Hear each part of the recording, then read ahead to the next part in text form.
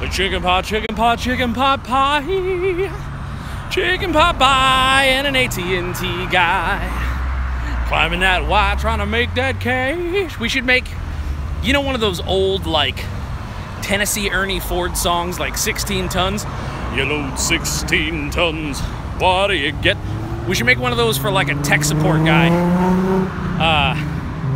Or, like, someone who works on fiber optics safely and with all the right equipment. You're like, oh, Tennessee Louie, gotta fix my cable. He goes in the box and the hinges were rusty. He might have cut his thumb, but he had the proper gloves on. So let it be written, so let it be done. This is Tabletop Terrors. I'm only half of Tabletop Terrors. My brother James is also part of Tabletop Terrors. But we're all about helping people be more creative. We think that everyone can be more creative, and that for most people, an innate happiness is tied to that. The focus of how we help people become more creative is tabletop role-playing games and tabletop board games. This is Daily Damage. This is a live stream sort of vlog where I walk, I share my feelings, I brainstorm, and that's what we're gonna be doing today. Tons of brainstorming about Dragongrin. I'm just going stream of consciousness. I'm just gonna talk it through. We will have a live chat. Let's make it a conversation. If you have a comment, I'll try to read it and respond. It's that simple. Now, I'm also gonna tell you a really funny story. I haven't told anybody this story yet. I'm gonna tell you that story in 1 second. But first, let's go to the chat. By the way, I'm mid-walk because I was actually working some stuff out with the guys in WhatsApp.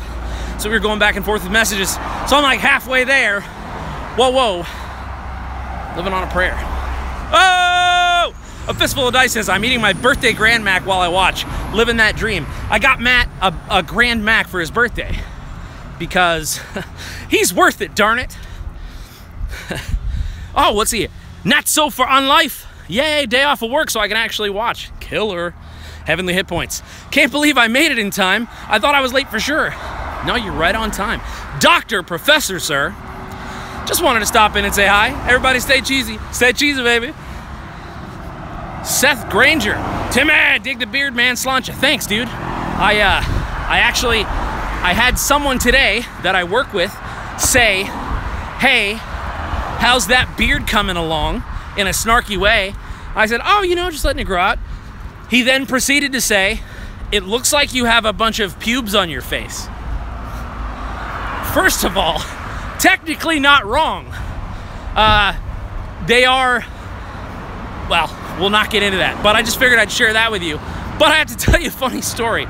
So I do these streams every day, every weekday, and I walk and I talk loudly.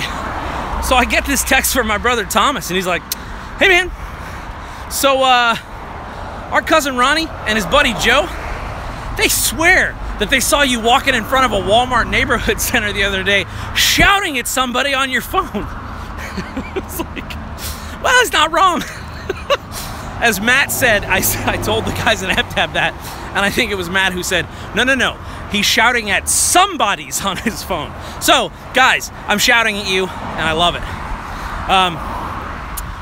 So, here is what we're talking about today. Well, first I'm going to tell you a funny story. So, the beard story wasn't the funny story. No, that was the funny story. Never mind. Sorry. You know what happened? Full disclosure. Someone sent me a text while I was streaming, and my brain totally went there for half a second, and I forgot where I was. But I'm here now. Matt from A Fistful of Dice says, dude's just jealous of the beard. I thought the same thing. I was like, what? What's going on there? I should have called him Corn Muffin. Bear Gaming says, well, I gotta go. Don't want to fall off a cliff. Wow, I don't want you to fall off a cliff either. Oh, he said he's literally in the middle of a mountain on Utah, and he got the notification. Now that's dedification. That's dedification. So, this is just a brainstorm, man. We're in the heap of figuring out a dead man's guide to Dragongrin, and we have a ton of stuff that is ready for the Kickstarter, but requires that final touch, those final pieces, so that when we present what we consider to be a dead man's guide to Dragongrin, it's everything we hope it'll be. Now, I've already come to terms with the fact that Dragongrin has been around for about 3 years in some form or another, and a lot of people have taken ownership of the setting. That's the goal. So I can't please everyone, and I know that. So what I'm gonna do, and what the other guys have set out to do with me, is make what we believe our Dragongrin is, but equip you with the campaign setting guide we're making to make whatever Dragongrin you want also. But one of the most challenging aspects is not the lore, it's the visual style. A lot rests on how the book looks, and we're trying to dial that in right now. So there's things that I have to consider, man. You don't think about this stuff when you're writing cool lore, but how you present that lore is equally important as the lore itself, I would argue, if you're putting out a polished, professional, pay RPG product. And so, what are we talking about? Well, breakout boxes. 5th edition. Look, flip through your 5th edition handbook, player's handbook, or the monster manual. There are specific styles that they use throughout the entire thing, so that when you reach a certain kind of breakout box, it appears a certain way. And those are the kind of things that you can take for granted because they're doing their job. They're the kind of things that you should never really notice unless you're looking for them. It's like in audio production. They tell you that the best reverb is the one that you never hear, because it's so subtle that it creates a mood and a feel, and it blends with the song. If the reverb stands out, if the breakout box stands out, it's not doing its job. It's very similar to, we learned about page numbers. Silly thing, but you have to think. And our good buddy John Pintar said, no, your page numbers are a little too bright and they're a little too large. Page numbers should only be evident if someone scans down the page and looks for them. It blew my mind. And there are little variances of that as we design the page for A Dead Man's Guide to Dragongrin that we have to figure out. And so John's amazing, and he's doing the work for us. And he sent a mock-up, actually. He sent a mock-up of one of the pages, and it's stellar. It looks so good. But again, we now have to come back to him with these nuanced, very finite revisions of, hey, this pattern looks great. Can you make it a little darker and about 30% smaller on the top right edge? So these are the things that go into designing a book, not just writing it, but designing it. Because if it doesn't look beautiful, if the information is flawless and it's everything you ever dreamed, but when we present it, it's difficult to read, difficult to digest, or doesn't look aesthetically pleasing or is hard to use, that's a mark against the lore, and the lore can't stand on its own. All right. Oh, Barker from Be a Better Game Masters here. What's going on? Beard storming. I gotta go back to the top of this. All right. Okay, so Matt says, I used to have a coworker call me Wolfman Jack. I'm just like, you wish you could achieve this Wolfman realness. How is a Wolfman even a diss? That's like manly points or something. Well, unless, as Matt was saying, she meant it derogatorily, like, hey, Wolfman Jack. All right. Dr. Pepper, I've got to do stuff. Have a great beard storming, everybody. Oh, that's where it came from. What's going on? What you looking at is here. I haven't grown a beard out. As soon as I get long, or it gets long near my inner drill instructor says, shave that thing. I think that's great. It's beard storming. Oh, and Barker said, great reverb reference. Thank you, man. Oh, Barker and Matt are making plans. I don't want to reveal too much, but they're probably not kidding. It's about time for me to turn around on my walk. That guy had a hot muffler on his Hyundai accent. So here, let's do the old twist-a-roni. So we're thinking about things like that. Listen, the other thing is, as we're writing this book, the loudest engines ever. I know the iPhone has a noise dampener, so I'm not sure how much you're hearing, but to me, it sounds like there's a motorcycle in my hair. So as we're writing A Dead Man's Guide to Dragongrin, something else that we've done purposefully in measured doses is we wrote anything that inspired us for regions, for races. And I think Matt put it really well, because he said, it's okay that we did that because we needed fat to trim, meaning our intention was never to put that many races or that many regions into the book, because a lot of times the difference between amateur work and professional work is that amateur work is too thin in its depth and too spread out. You try to cover too much ground, and so it's like pizza dough. It's very thin. After you roll it out so far, you're just gonna get a bunch of holes in the lore. We're trying to make a really nice pizza. So what you do is you fold the dough in on itself. You fold the regions in on themselves. You fold the races in on themselves. And I think it takes a mature, creative person, and usually some good editors, some good friends with an eye for that sort of thing, to say, hey, both of these races are cool. If you combined them and took the best pieces of each and trimmed off all the fat, it would be awesome. So there's also a lot of that going into play. The other thing is that we have to consider the page count on this book, because we're wanting to make sure that it is dense and it contains a ton of stuff. To do that, we have to keep the page count in mind. We can't just make a 500-page book, because we have to pay to ship it and we have to pay to print it. And those are things you have to know in advance, at least within a decent margin before you kickstart. So we've got all that sort of squared away. We're just fine-tuning some details on that. But it's a difficult choice when you're faced with, hey, the book can be 376 pages. Right now we have enough information for 380. Doesn't sound like a lot, but what do you cut? What do you roll into each other? And the answer is, where are the holes in the dough? What are those things that are ideas that you love, but maybe aren't the strongest? And those are colloquially called darlings. And you'll hear creative people talking about murdering your darlings. I think my favorite example of this was in a behind-the-scenes featurette for Buffy the Vampire Slayer. And there's this really cool episode where it features Wesley, one of the characters in it. And there's this whole dance sequence, like an actual ballet dance. It never makes the episode. But Joss Whedon said, it was this scene, it was this moment in time, I visualized this. That was the fuel for the entire episode. And even though he had to cut that, that darling was the bridge that got him to the final idea. So, just think of it this way. Murdering your darlings creatively isn't killing it and burying it.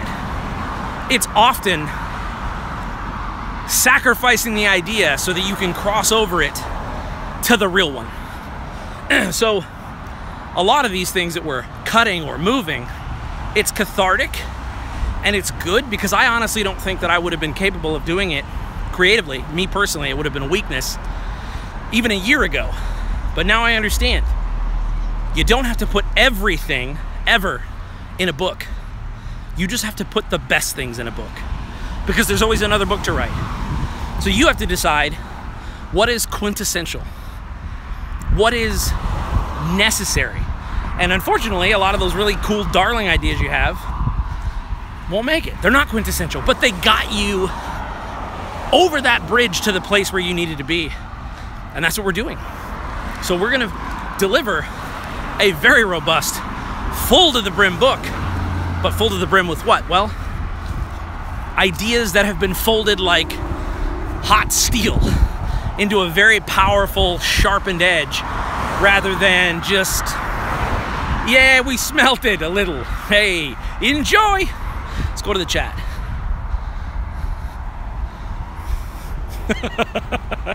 Matt says, Tim, are you on the Fury Road? I am. The person who said I had pubes on my face was actually Furiosa the guy. His name's Bud Furiosa. He's a card. Welcome to the Thunderbone. What you looking at said Thunderdome, and I misread it as Thunderbone. So welcome to the Thunderbone. Different arena.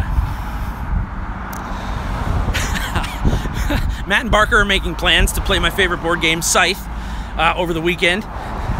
They might actually be in close enough proximity to do that. Matt says, I'll Scythe 1v1 you IRL. All right. Ben Fisher says, Matt's the Grim Reaper, and the Scythe is his weapon. That's actually a really good tag. If there were competitive board game leagues, I'm sure there are. I'm unaware. I'm sure there are. But that is like a cool tag to be known by. If Matt was a competitive board gamer, they'd be like, oh yeah, Matt's the Grim Reaper. Why is that? Because dude knows how to scythe. We gotta workshop that.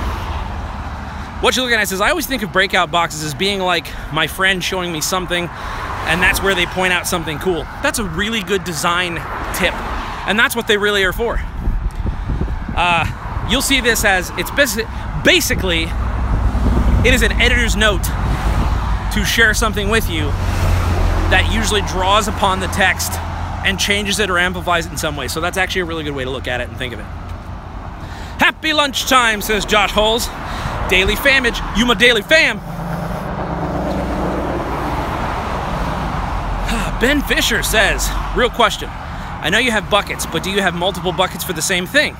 Like, and what he's talking about is, yesterday I was talking about creating ideas. Have different buckets for different creative projects that you can drip fill over time. That's what he's referring to.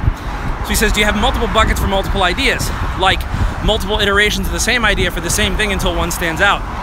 So the reason why I don't do that at first is because, one, you don't have enough to fill 2 buckets yet.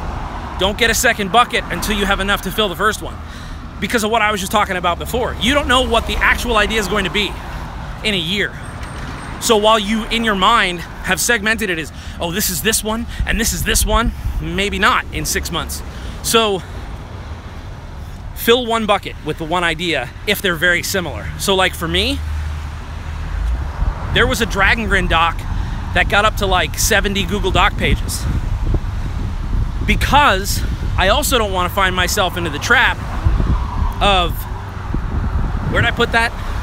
Where was that cool idea about the drow? If I have 1 doc, I can Control F and I can find it, and that's really helpful too.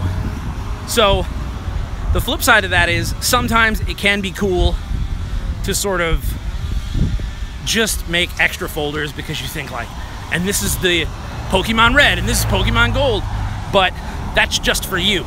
That's not for productivity. So if you need that in your mind to feel good about what you're creating, do it.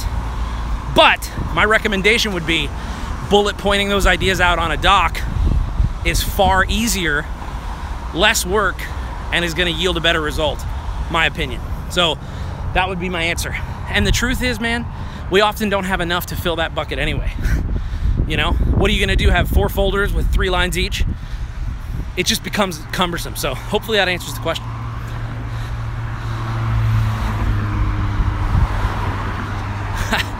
Ben says, deleted scenes. Oh, Ben's got, okay. Ben said something I'll address in a second, but first, what you looking at with the rhymes, he says, by the way, he who strides while he replies. So Ben says deleted scenes, and then he says Tim's saving room for his DLC. So it's funny you mention that, because we actually thought up front, aside from maybe like an adventure kit or like some cool stuff we might release later, like, you know, World of Warcraft style, like, oh, a new region has emerged because of a bleak storm or something like that. We want this to be the Dragongrin book.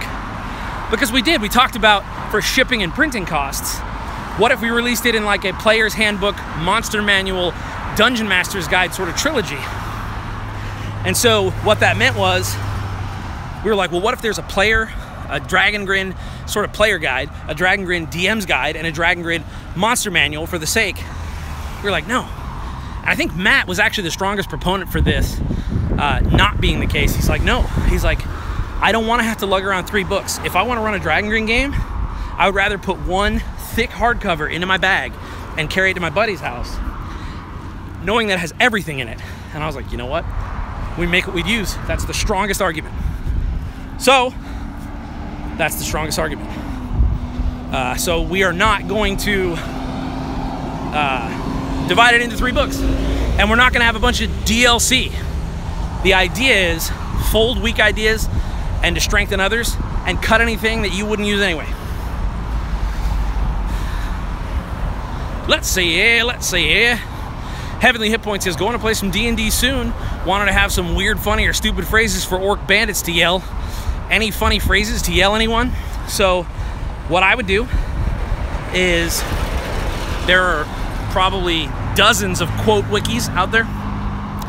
Find a funny character from existing pop culture that is a little lesser known, and then shout those characters' quotes. And then, of course, you can reskin them or do that. But for me, rather than write ones, I'd probably just pull that up. So I would like some ideas from the chat. What are some good side characters with phrases that would be funny or weird, but not so recognizable that I'd be like, oh, okay. Okay. What? Okay. So we also have some more good questions here. What you look at, it says, is murdering your darlings like killing the younglings? No. George Lucas murdered 0 darlings for the original prequels. He birthed double the amount that any writer should. He's like, darlings, my darlings. No more true rhymes. He's going Eminem. That's what you looking at says. Warmaker777. Unfortunately, I've had to murder a bunch of darlings, so many that it could fill a cemetery. You know what? That means you're being very creative. So while there's a lot of waste, I don't want to weirdly talk about murder like it's not a big deal, but the point is, all those murdered darlings, listen, the NSA is listening to us right now. There's no way that we haven't flagged their listening system with the amount of times we're saying the word murder. Oh, Ben Fisher, really good idea. He says maybe find the bandit dialogue from Skyrim, bandits, and go from there. So that's perfect. So do something like quotes, Skyrim bandits, or dialogue, Skyrim bandits, and then there should be a list. Even if it's a handful of things, I mean, honestly, 5 should be plenty. If you're yelling more than that, that'd probably be annoying for everyone else. So maybe 6, and I would dial it in. Make sure there's a good reason to yell. Sergeant 86 Delta, my stormtrooper godfather, says, love Iago from Aladdin. Jafar! That's my Aladdin.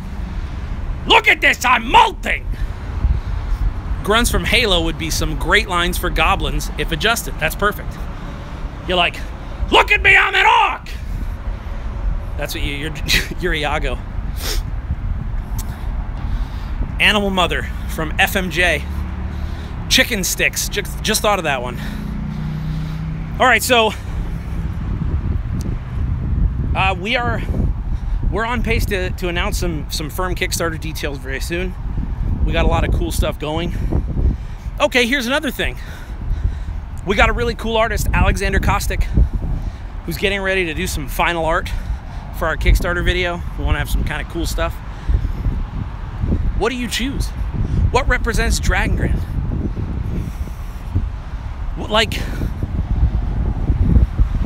What 4 pieces of art do you convey to a stranger who's never even seen the world? Hey, this is the world. Those are the kind of decisions we're having to make. And I'm going to tell you the secret is, at the end of the day, if you use your heart and really kind of think about it and do your best at the moment, it'll work out. But it's still a lot of pressure. And this is also where people who don't have a deadline stall out, because they become paralyzed through analysis. If you want to say a little snappier, it's paralysis through analysis.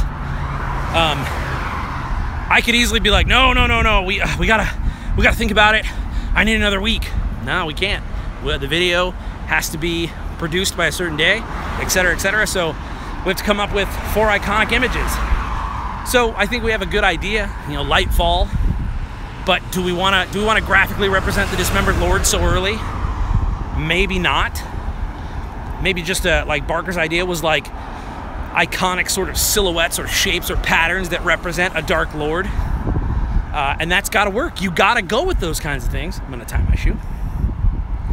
You have to be okay with those kinds of things. You can't stop and say, well, it's not going to be perfect. What I'm learning is that a lot of times nothing is going to be exactly as you imagined it, but that doesn't mean that it's not going to be great.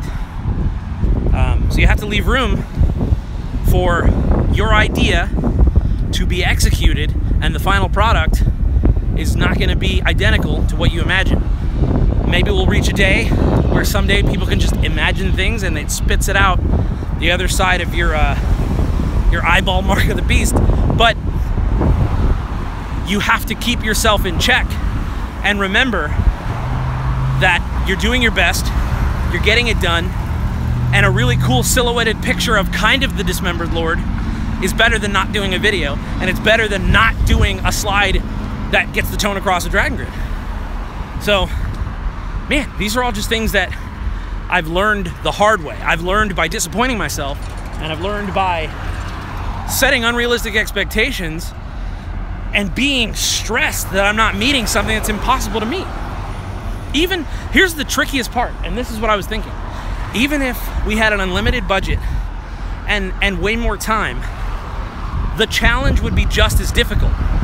But I feel like these deadlines force you to make a gut level instinctive decision, and I swear that those turn out better than overthinking it.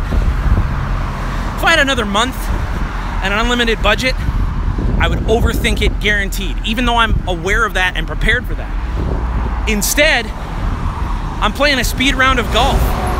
I've heard that multiple times, that, you know, people will go out and they'll play a speed round of golf, and because they're not thinking, and because they've already told themselves in their mind, like, hey, this is just a speed round, you go in and you sort of get into this flow. It's subconscious thought, it's habitual thinking, habitual movement. And if you clip yourself out of that and overthink it, you're also not making the thing you should be making. And so, anyway, that's a lot of deep talk about, you know, what we're going through right now. Because once this stream ends, I got to make these choices. I got a meeting with Alexander tomorrow night. And what am I going to tell him? I have some cool ideas. Barker wrote some cool ideas. James and Matt are going to be killing some cool ideas today, but I don't know what I'm going to tell him. And that's just where we're at, man. It's exactly where we're at. And lady. But that's okay, because we're going to do our best. We're going to make it killer. And then we're going to go on to the next choice. And we'll learn from the last one. And that's how you make something from nothing. That's the secret. That's the hack. You have to continue. Nothing trumps momentum. Nothing. There's just this beauty of things firing and falling together and feeling. It fuels you. It's the difference, like we were talking about yesterday.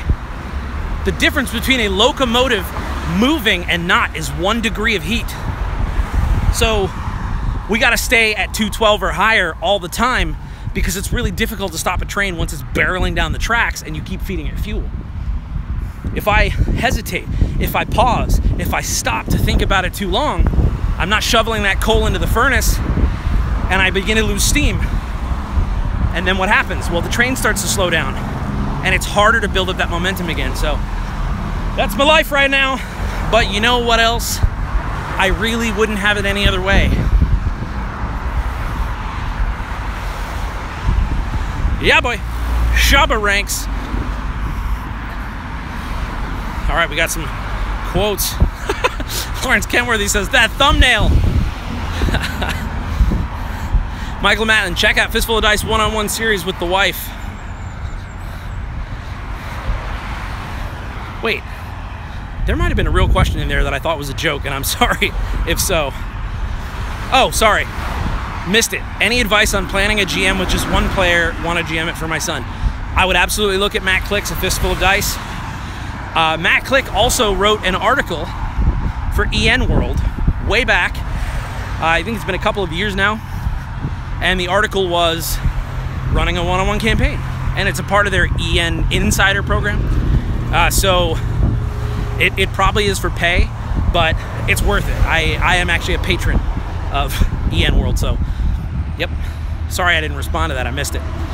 The Giggleberry says, one book to rule them all. All right. Quotes from Time Bandits. That's Sergeant 86 Delta. That's a really good one. The march to Dragongrin begins soon. Heavenly, that's what you're looking at. Heavenly Hit Point says, someone needs to make a computer background with all the Tim's thumbnails turned into a giant painting. Once we get enough, we need to do one of those mosaics where it's the stupidest of the thumbnails made up by all the other colors and the other thumbnails. Oh, what a time we live in where there are websites that will do that for you for free if you just upload all the pictures. They're like, oh, you want to make this picture? Actually makes that sound. Ben Fisher says, yeah, I don't start out with multiple buckets for the same thing, but I often end up with 2 or 3 ideas different enough for their own docs. One emerges or there's some merging that works out. Until you know that they're really different, I would leave them at least for some time. 2 weeks is the minimum, but to me, and again, do it however you're inspired to do it. For me, I get what you're saying, but what I'm saying is what I learned is that it's me who thinks they should be different ideas, but maybe they need to be folded together to strengthen the original idea. Maybe it's the same idea, and maybe the weakest one should die because we only have so much time. So me personally, I have this major umbrella, and the umbrella is, okay, it's a 5-minute RPG, you know, this RPG system we're working on. Any piece of any idea that I have for that goes in that doc. Because when I'm ready to work on the 5-minute RPG, I like to go back and my opinions change, my perspective changes. So I'll go back and the idea that might have been the outlier is now the one that I'm like, oh yeah. So do whatever works for you, but until it outgrows one doc, I wouldn't be too schizophrenic with my idea casting.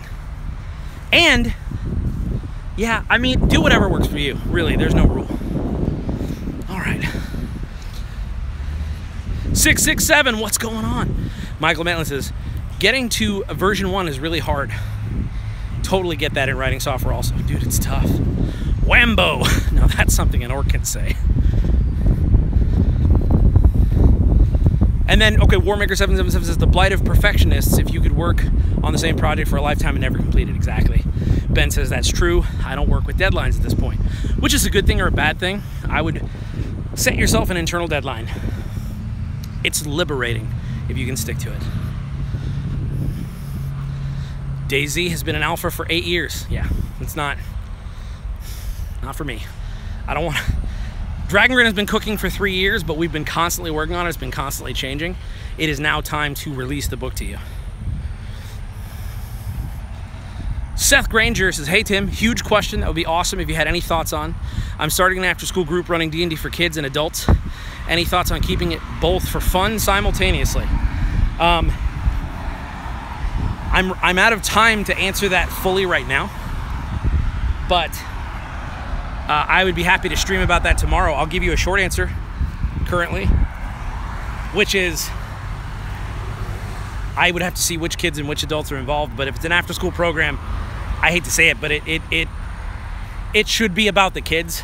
And yes, I understand you need to keep adults involved and you need to keep them happy, right? So I'm not saying that the converse of that should be true, but what I am saying is, how fun is coaching a little league team for a coach? The fun of it is usually connecting with the kids and sewing into somebody's life and helping somebody. So what my recommendation would be is to find volunteers who would do that anyway, who are also into storytelling.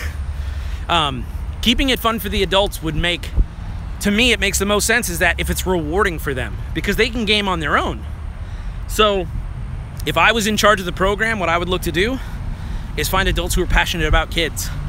D&D is a secondary requirement because it would be fun. They don't have to know the game, truthfully. that is some of the coolest memories you can make, is like, hey, we all learned D&D together. I learned D&D with, you know, Mr. Vanderzee of WSD20, you know, and Nate did. He learned RPGs alongside of his students in some ways. So that would be my biggest thing. Find people that are passionate about kids and open-minded to D&D, but they don't need to know how to play D&D.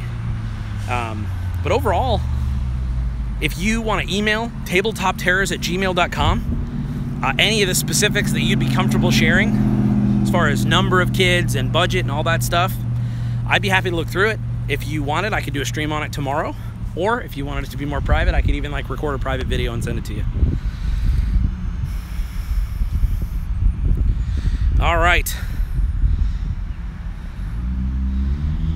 Warmaker777, this will be the final comment. He says, combining ideas is great, and you won't think it'll work until much later. I'm writing a book at the moment that uses ideas from 3 different campaign settings I made. Yeah, and the important thing to remember is, if you sit down to a meal, it should be balanced. Sitting down to a meal isn't about eating absolutely everything unless you're making a buffet, but you have to understand what you're making going in. So what are you making? What sort of meal are you crafting? That's your creative project, you know? So it's not about putting every ingredient, it's about choosing the best ingredients for the recipe. For Dragongrin, we're deciding what those ingredients are. And so exactly, that's why cutting things usually strengthens the flavor of other things, to use the cooking metaphor. It's because you can only add so much spice before it just doesn't taste like anything. It's just bitter or spicy. You know, it doesn't have flavor anymore. And you smother out the ingredients. So anyway, so yeah, Seth, if you want to email tabletopterrors@gmail.com, I would be happy to give you my thoughts and ideas with a little more specifics. But it sounds like you got some great answers here from the people in the chat. Hopefully I was helpful. But yeah, man, good luck with that. That's going to be it for today, everybody. Thanks for hanging out. Thanks for talking through some stuff. I genuinely care about you all. It's really, this means a lot to me. And thanks for hanging out with me. And may you mend the first break. May you kill the first snake. And may you conquer everything you undertake. Sláinte. And of course, until next time, may your dice roll high.